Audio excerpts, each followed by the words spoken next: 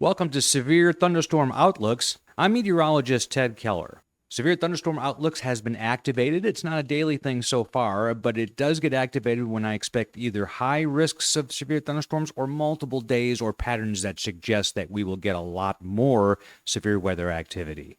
Let's break it down day by day. Starting with today, Monday, we do have a level 2 out of 5 chance for severe weather outlined in Iowa, parts of Illinois, and southern Wisconsin.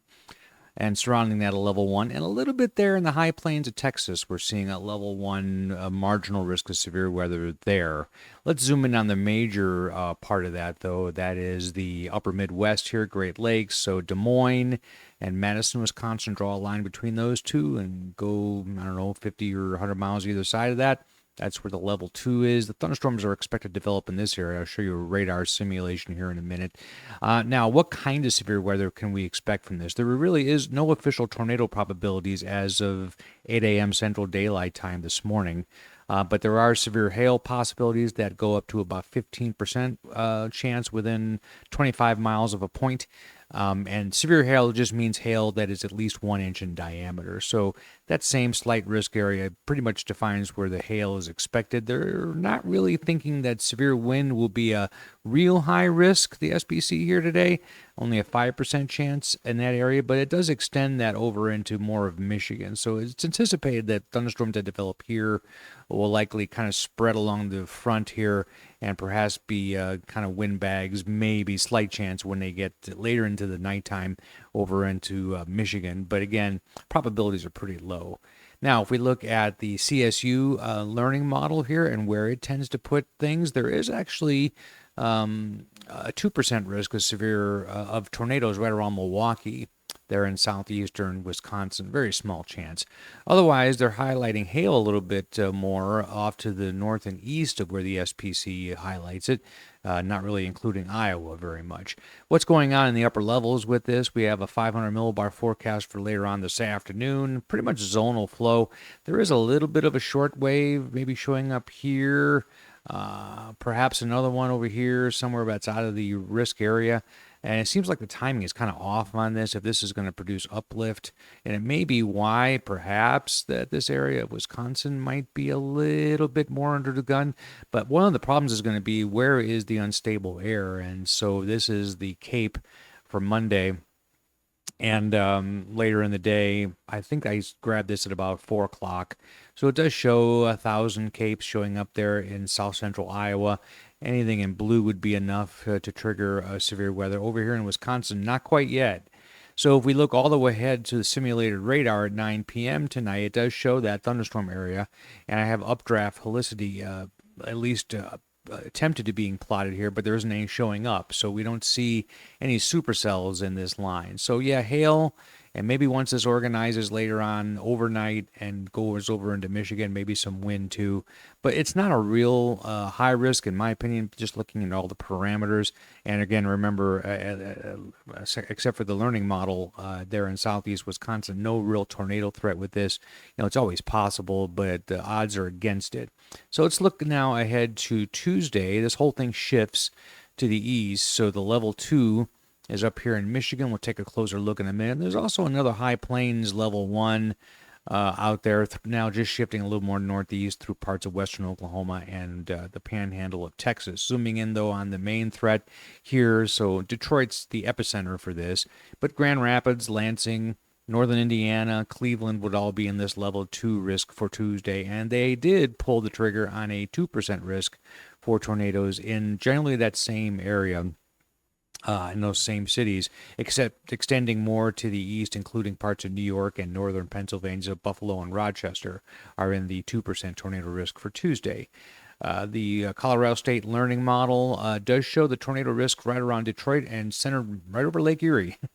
So that does appear to be a little bit greater of a threat tomorrow. There's just more instability building up into this area, and the jet stream is a little bit more defined in terms of a disturbance that we can locate.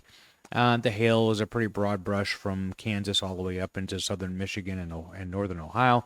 And there's just patchy wind risks there that go up to 10% basically in that same general area.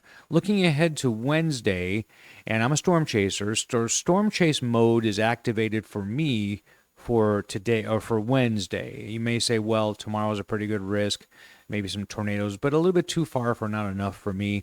But Wednesday and also Friday are two activated storm chase days for me.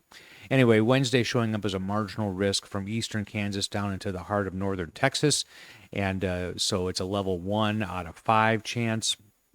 There is, according to the learning model out of Colorado State University, a 2% chance of tornadoes from west central Illinois down through that area into northern Oklahoma. So I have to keep an eye on this. The parameters are not jumping off the page right now, but I do know from experience that they may change probably toward the more favorable by time subsequent days pass and we get more model run information. So that's Wednesday. Just keep an eye on that.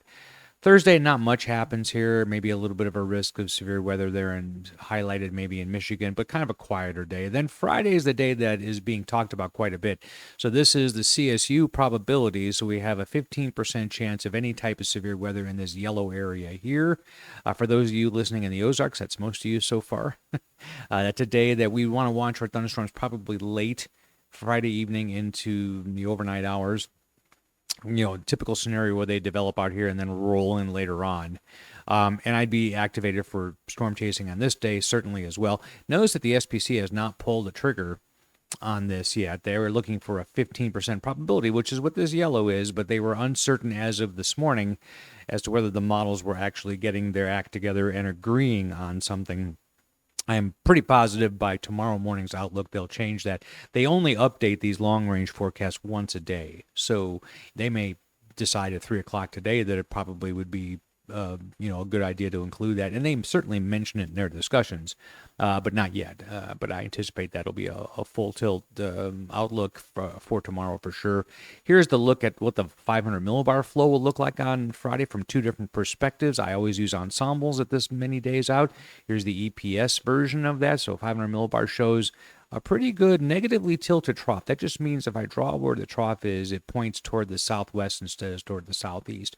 I find in experience that the more we can get these winds at the 500 millibar level to be west, and these are kind of west-southwest over the threat area, it's been very favorable for supporting uplift and really good deep shear profiles. So some of the worst tornadoes have come out of this, actually. Now, if we look at GESF, this is the global forecast system, the American version of the ensemble. Pretty much same agreement. It just shifts the maximum wind area just slightly north. Again, maybe more southwest with the winds splitting hairs at this distance. But again, but negative tilt, maybe positive, slightly toward... Yeah, I would call that a negatively tilted trough, sure. Now let's look at the instability. Going back to the EPS, Cape values are sufficient going all the way up to Kansas City. Really hit a maximum down there in Texas, so the wind field is more favorable here, instability here. So what's the old adage? I'm draw those again. The old adage from when I went to school, the more you can't read the map, the more lines and colored areas you draw in right here, the worse it's probably going to be. And then on the GEFS, pretty much the same overall pattern, but not as intense with the instability in this area. But I think, this many days out, that will build it. And certainly it's clear that the Gulf is open for business and that moisture is going to be flowing up into this area and that sufficient time will pass to get that really built up. And then on Saturday, this risk does move off to the northeast, although it's only a 5% chance. But this is generally the area you'd want to watch on Saturday for a continuation of that same short wave and the same pattern.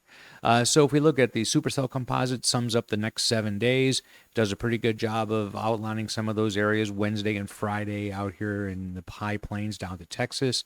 And then it takes a little bit of a break, but again, grain of salt. Look at the maximum area, not so much the values, and the pattern overall is still supporting generally moisture flowing upwards and a general kind of troughing pattern looking like that. Now that will come and go, but generally speaking, it's pretty active. And then again, week 3, a huge grain of salt on this, but it does show up as a rather eyesore red color there in that same general area. Is it behaving exactly like you expect April thunderstorms to behave? Pretty much. Maybe a little early on some of that, but certainly there's plenty of past precedents for that type of activity in the early part of April. I'll probably put out a video for what I think more technically on my storm chases Wednesday and on Friday, and we'll do a weather to watch video, kind of a general outlook later on today as well.